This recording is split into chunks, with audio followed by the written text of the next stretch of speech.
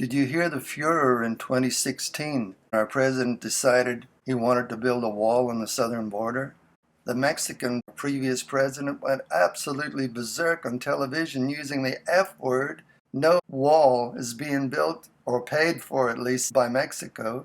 We had the same problem when our president went to Europe and told Angela Merkel, fix the $50 billion trade imbalance with the U.S. And he told her also for Germany to at least pay up 2% toward the keeping of NATO forces. America has been paying 70% of the cost of NATO all of these years. Only two nations in there, Britain and one other nation, is actually paying their 2%. Angela Merkel was offended right after Trump came back home. She had her foreign minister make a statement objecting, saying that this is not true, and yada yada yada, as the Americans say, and to do with trade. Apparently, she told Donald Trump the German people would not like that when he said to fix the imbalance. China has a $400 to $500 billion trade difference with the U.S. He wants this fixed because America is $20 trillion in debt.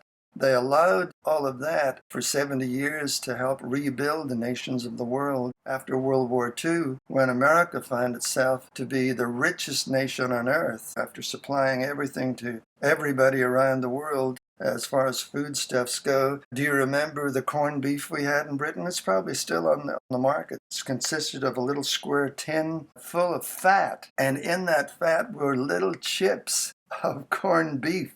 And so America prospered out of that war. Of course, they paid a tremendous price too, and blood, to free Europe and to save Britain and to free the French and to free the nations of northwestern Europe already gone into captivity. And those nations in western and northwestern Europe are the same family of nations that Britain and America come from. Those are the descendant nations of ancient Israel, Britain and America being the two grandsons of a man called Israel. He passed that blessing on to Britain and America, that Britain would become a great company of nations and that the single nation would be greatest. And those promises were delayed until the beginning of the 1800s, when Britain and America began to grow into powerful, powerful nations. And so we're entering a time now when Britain tries to take back fishing grounds, the 200-mile limit to the north, when America decides we need to prosper again. And the world will not like it. We will be hated as trade war